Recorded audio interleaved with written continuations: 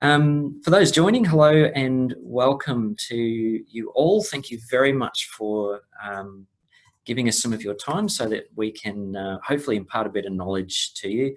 As you know, we love to get out and about and visit you, but clearly 2020 is not the year for doing that. So here I am sitting back in the University of Queensland office that we inhabit, and we can come to you over the internet thanks to the wonders of modern technology. Let's get into maybe just some housekeeping while we just wait for the attendee numbers to stop going up.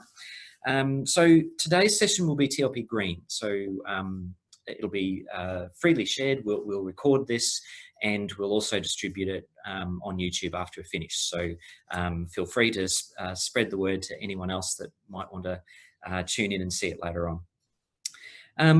We will answer some questions and answers in the Q&A feature in Zoom, please. We've actually received some questions already. As you know, the registration for this includes a section for you to give us some questions, and we've hopefully managed to address those in the content for today. But if you have any additional questions, just jump into the Q&A section in Zoom and leave them there, and we'll either answer them in text or live. So what we'll do is we can put the slides up, Laura, if that's okay. So I have, although you can't see her, I have the amazing Laura from AusCERT's Events Marketing and Comms team, and we'll start with the acknowledgement of country on the slides. Thanks, Laura. So AusCERT, through the University of Queensland, acknowledges the traditional owners and their custodianship of the lands on which we meet. We pay our respects to their ancestors and their descendants who continue cultural and spiritual connections to country. We recognise their valuable contributions to Australian and global society. With the important stuff done, let's get to the content of the webinar. The first thing we'll do is we'll just go over what we're going to actually talk about today in the session. So if we could go to the overview and housekeeping slide, please, Laura. Awesome. So I'm going to give you a little bit of a history and introduction to what the Security Bulletin service is. The reason I want to do that is there's some reasons why we do things the way we do them and why we're looking at changing some of the things that we do based on your needs. So to do that, we've got to look backwards before we look forwards. So we'll do that first. Then we're going to go through what an actual bulletin looks like. Our bulletins follow a very particular format, and I'd like to walk you through that so that you can benefit the most from it. The next thing, obviously, is how to actually control the flood of bulletins in your inbox or your RSS feed or on the website, however you choose to consume them. There's 2 tricks that we can teach you to filter them out to suit your needs. A couple of the questions that we had in the registration asked us, what's our process? Why do we do things the way we do them? And we were going to talk a little bit about that, but we've added a bit more content in there based on the questions that you already gave us. And the last thing we're going to do is talk about what's happening in the future. And that is actually a result of, well, basically everything that you've told myself and Beck and the others in the team, in the analyst team, when we've popped out and about to visit you. There's a number of improvements that we have on the horizon, either very soon or later in the year, and we'll walk you through those. All right, so let's get started with history. Now, you're going to love this. Yes, the date on that bulletin is 1993. There it is. There's actually a web link to it. If you want to actually have a look at it online, you can actually view it. It's still there. We keep all of our history on our website from those bulletins. And the reason that we do that is they're actually referred to a lot. Now, this one is a little interesting in that it references things that happened almost a year before the bulletin was published. But those that know us well will know that that was the year that AusCERT was formed. Our goal at the moment, and in fact, I think pretty much every other bulletin issued since then, is to get it out as quickly as possible to you. And we'll talk about that in how the process works later on. All right, so that's where it all started. They were called AusCERT advisories back then. Now, of course, they've moved on. So on the next slide, we're going to actually talk a little bit now about what an AusCERT bulletin is. So obviously, we're talking about vulnerability management here. Now, in your cybersecurity management program that you no doubt have in place in your organisation, vulnerability management is a large part of it. In fact, our Australian government's Essential 8, 2 of them basically address vulnerabilities. So you are effectively using a service like this. There's plenty of services available. Hopefully you're using ours. You're no doubt using that to manage vulnerabilities. That's what it is. We've had a number of members tell us over the years that although it's obviously just one step in that process, we've had a number of members say to us, well, actually, when we come to audits or to certifications or whatever, PCI DSS compliance was one example given. It was actually a tick box saying, yes, you have external feeds of vulnerabilities coming into your organisation, and that you then have a program to address that internally. And that was a tick box for, in particular, one of the items on PCI DSS compliance. So that's the why. The what is in the section below in the slides. You can put as many buzzwords around as you like, but essentially we are enriching what the vendors are putting out. Now, vendors typically have what's known as a PSIRT, so product cyber emergency response team, or similar acronym. Basically, it means a team that's responsible for researching, finding, remediating, and publishing data about vulnerabilities in the products from that particular vendor. Those of you that don't know all the ins and outs of that, there's effectively a market for vulnerabilities, and a lot of vendors actually will pay you for that. So if you can get good at finding vulnerabilities in products, you can actually make a decent amount of coin about responsibly disclosing them to the appropriate vendors, so that their team can come up with a remediation and then publish a bulletin and a patch usually. So what's the enrichment part? That's where the AusCERT analyst part comes in. So we could simply just republish the bulletins from the vendors, which we have in our arrangements with all the vendors to do. But a long time ago, many moons ago, AusCERT realised that that wasn't just what you needed. You needed a little bit of context around it. So we'll go into, on some of the following slides, we'll go into what that enrichment process actually entails, why we don't just give you just the text of the vendor. Part of that process obviously is to assign specific information like criticality, what the actual impact of that is, how it is exploited, for example, and those are all part of that enrichment process. So as far as the what goes, that's what a bulletin actually is. You can consume it in multiple different ways. You can go to the website. Obviously, members can log in and actually see the various bulletins that are behind our member portal login.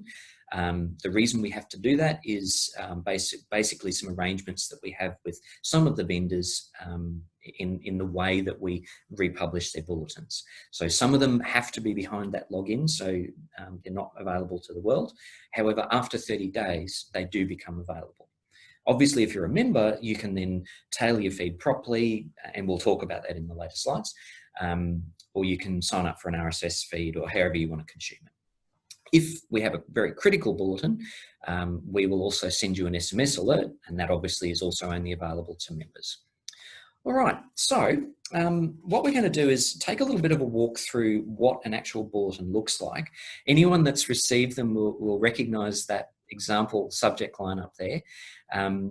There's a number of different elements all captured within that subject line. And this is, I have to pay credit to the people that worked at AusCERT before me, because there is some amazing research and organisation and structure has gone into getting as much information as possible into a very standardised form in that subject line and then throughout the rest of the bulletin.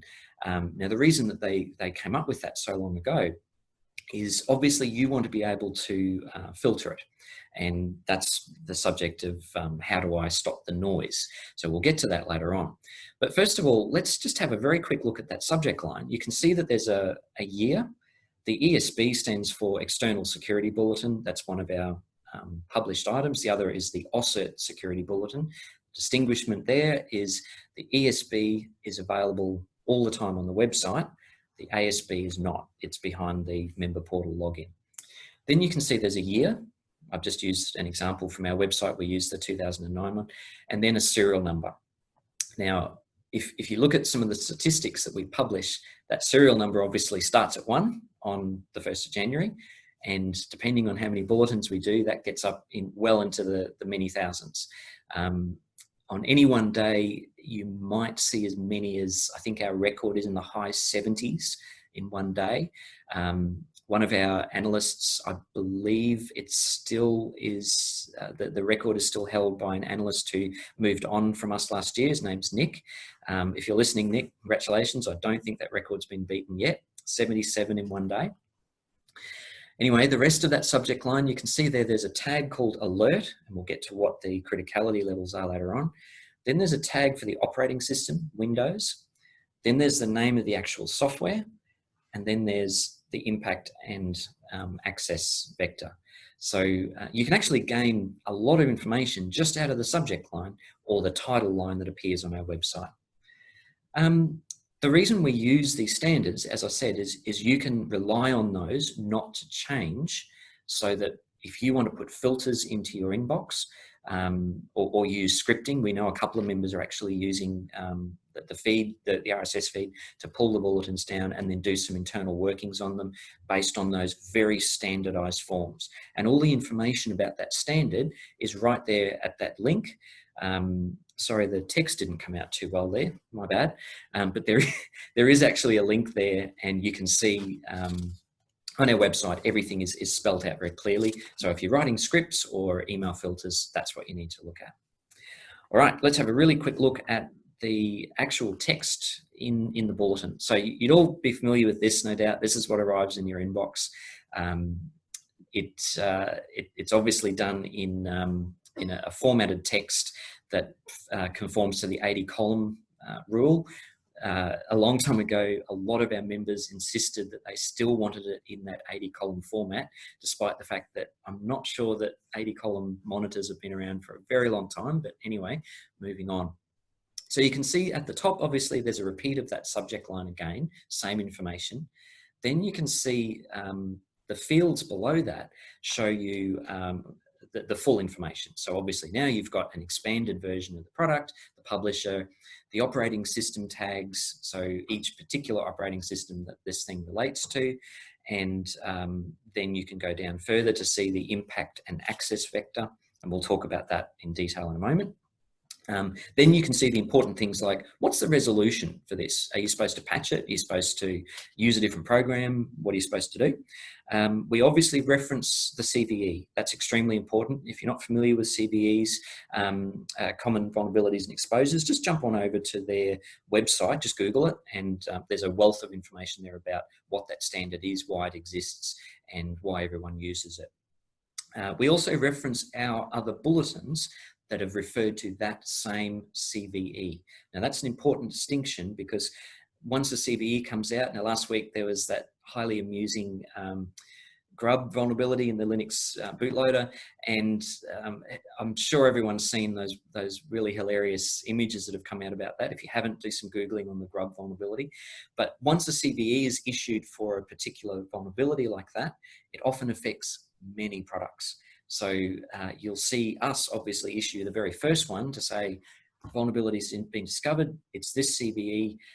Usually that's one of the Linux distributions, often comes up first with the bulletin, and then everyone else follows. So, IBM and all the other vendors will sort of have to patch all of their products. So there'll be a fire hydrant worth of information coming out, all referencing that one CVE. So we will then tag the bulletins and go, well, it's the same CVE. All of these bulletins refer just to different products about that same CVE.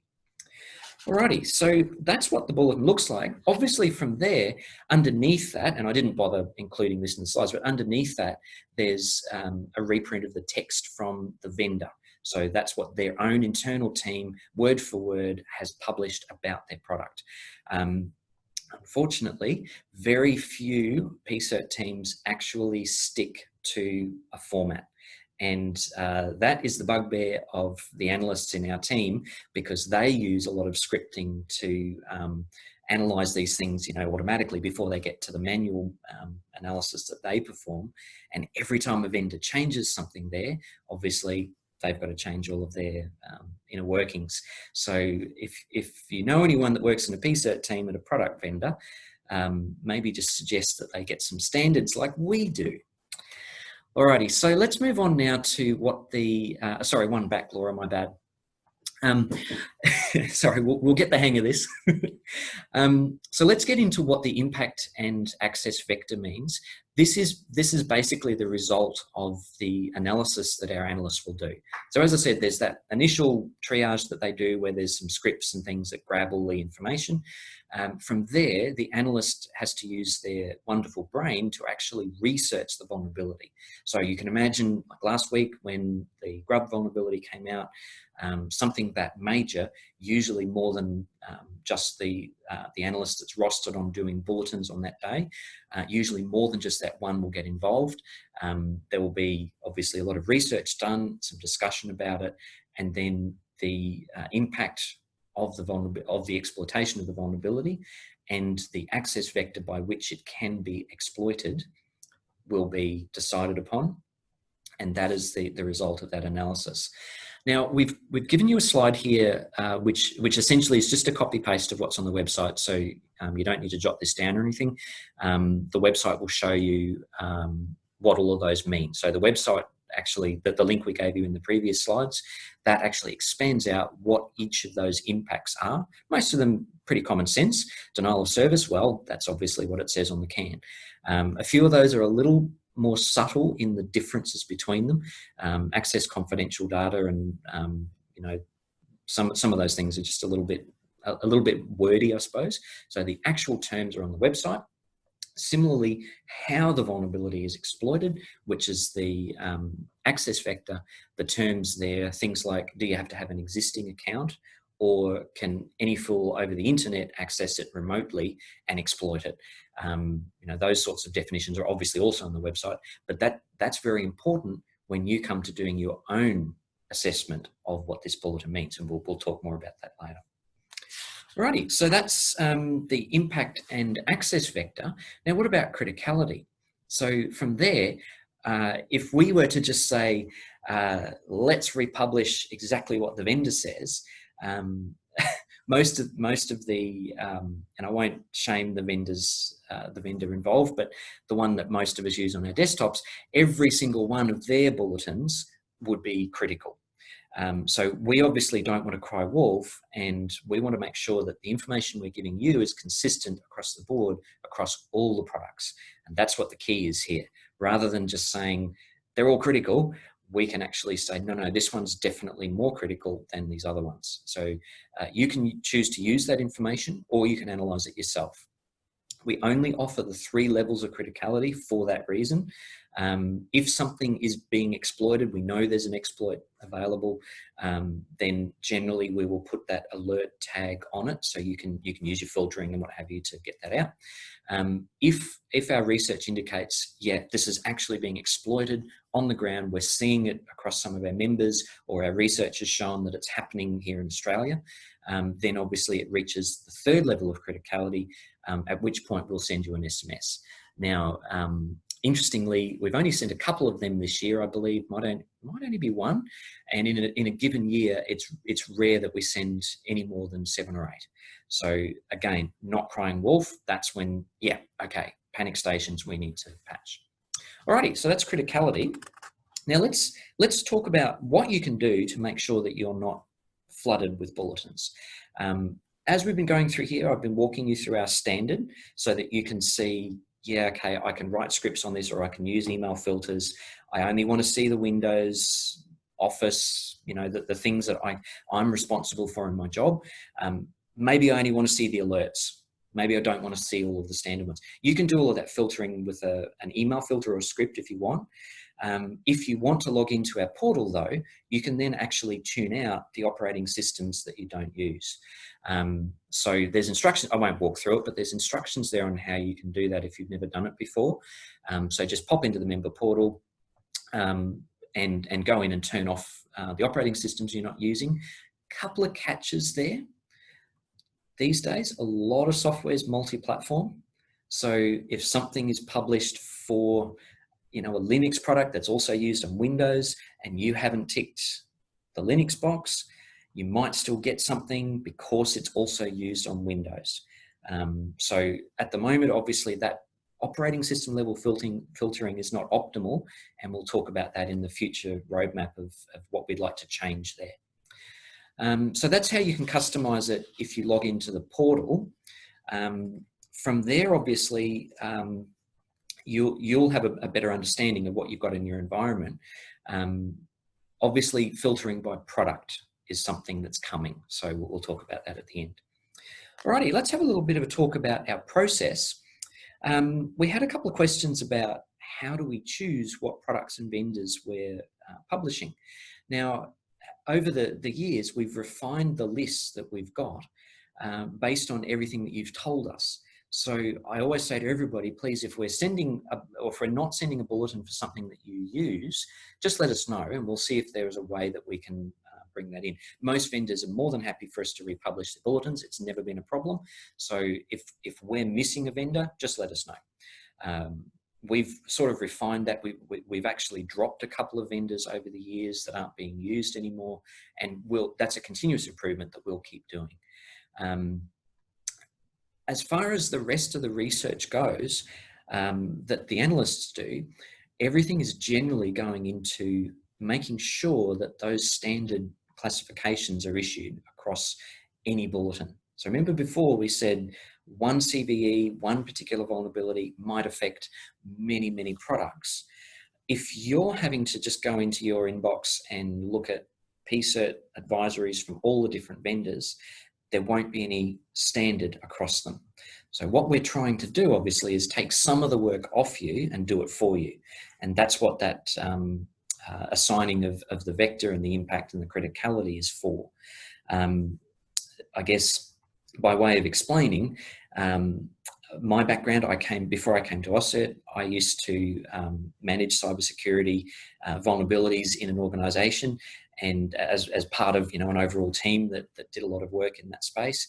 And I really relied on that AusCERT feed because it would usually be earlier, I suppose, than a lot of the advices that we could get elsewhere.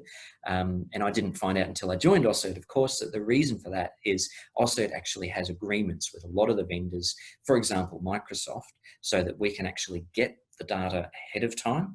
Obviously, it's under embargo. We can't let it out until they, give us the green flag. But at that point, all the information has already been researched. It's already there, ready to go. And someone just pushes a button here in the team, and that information gets out to you very quickly.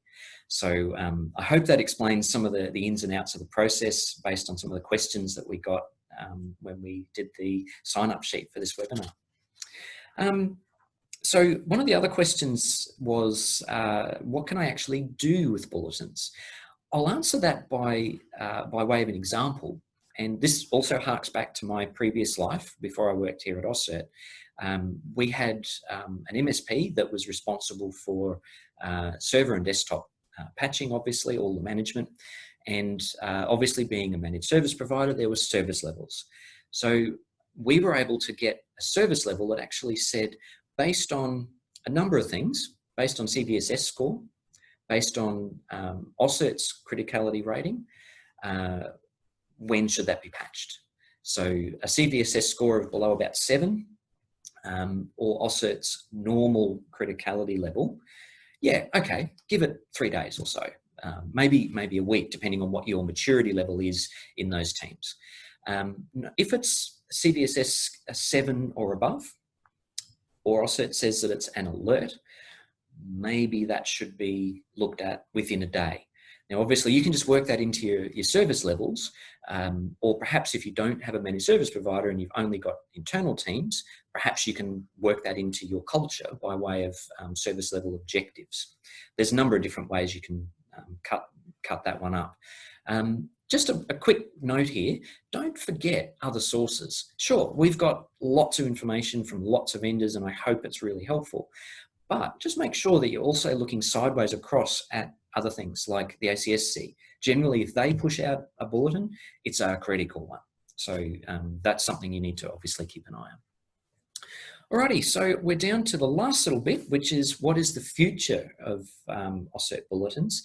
Now, I talked quite a lot about our standard all the way through this, and I'm sure a lot of you were sitting there going, wait a minute, he also mentioned CVSS and common vulnerabilities and exposures, which are all standards, and they have ways of classifying the same information that we are classifying using our standard.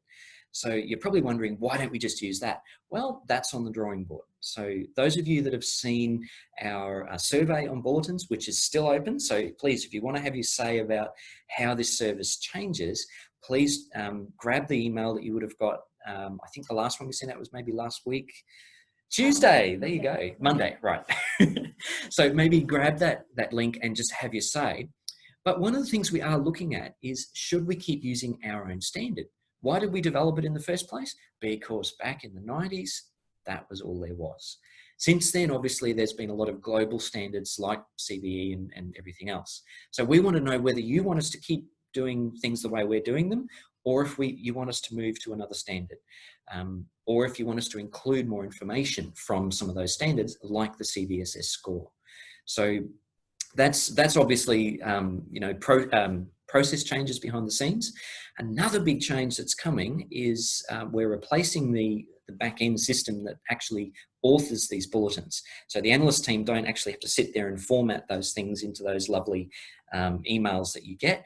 There's a system that does all that for them, but we're replacing that. And the reason we're doing that is so that we can introduce newer things like the product level filtering that you've been asking us for. So yes, that one is coming. I can't tell you when just yet, but it is right around the corner.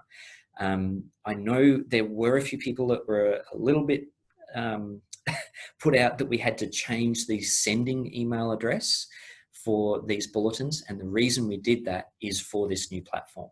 So that's something that we didn't do lightly, and we don't intend to do it again, certainly in the foreseeable future. So that was simply so that we could launch this new system. Obviously, we've also been asked a number of times, can we have this in some kind of structured feed, a JSON format or something like that? Yes, absolutely. The new system is also a launchpad for us to introduce newer features like that. And that is all we have in the content. But what we'd like to do now is just jump over to Q&A. We've only got one here, and I'll answer that live. Can we forward the slides? For members, yes. We're not going to publish those slides out to the world, but yes, you're more than welcome to have a copy of the slides. Now, are there any other questions? I realise we've gone slightly over time. Apologies for that. But if there's no more questions, then we can wrap it up and you can get on with having lunch or whatever it is you're up to. So I'll just give it 3 seconds. All right, I must have covered all your questions. Wow, I'm getting better at this. Thank you very much, everyone. We really appreciate you attending, and it's been a pleasure to impart this knowledge. Hopefully it's been helpful, and we'll see you next time. Now I've got to click the right button here.